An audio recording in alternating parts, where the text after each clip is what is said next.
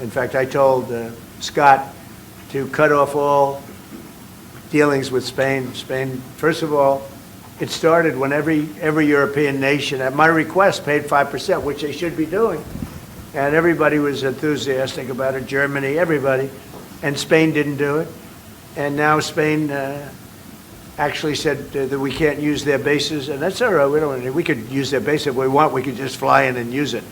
Nobody's going to tell us not to use it, but we don't have to. But they were unfriendly, and so I told him we don't want to. Spain has absolutely nothing that we need other than great people. They have great people, but they don't have great leadership. And as you know, they were the only country that in NATO would not agree to go up to 5%. I don't think they would have agreed to go up to anything. They wanted to keep it at 2%, and they don't pay the 2%. So we're going to cut off all trade with Spain. We don't want anything to do with Spain. Mr. President. What is the expectation towards Germany? By the way, I'm not happy with the UK. By the way, I'm not happy with the UK either. That island that you read about, the lease, okay, he made it for whatever reason, he made a lease of the island. Somebody came and took it away from him. And it's taken 3-4 days for us to work out where we can land there. It would have been much more convenient landing there as opposed to flying many extra hours. So we are very surprised. This is not Winston Churchill that we're dealing with. You just heard that the president is thinking about punishing Spain. What are your thoughts spontaneously on this, and what can you do to,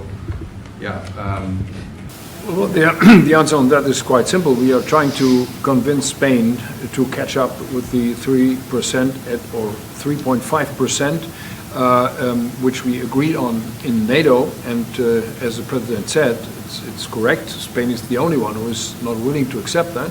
And we are trying to convince them that this is a part of our common security, that we all have to comply with these numbers, and this is 3.5 for military and another 1.5 for our military infrastructure. So Spain has to comply with that. And we have the right, as an example, we talked about Spain. I could tomorrow stop, or today, even better, stop everything having to do with Spain. All business having to do with Spain, I have the right to stop it. Embargoes, do anything I want with it. And we may do that with Spain. What do you think? Well, sir, I think we're going to talk about it with you. I know that you have a strong power that the Supreme Court clarified. We know you can use it, and if you need to use it to assure national and economic security, we'll do it. Scott, do you have an opinion? Sir, I agree. The Supreme Court reaffirmed your ability to implement an embargo, and as we've talked, from your first term, the Section 301s and the 232s have withheld more than 4,000 lawsuits, and USTR and Commerce are going to begin investigations, and we'll move forward with those. But this is not the age of Churchill.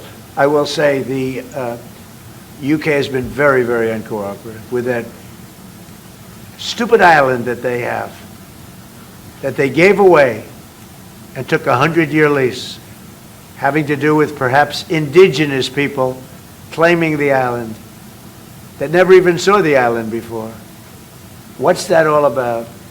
And they ruin relationships. It's a shame.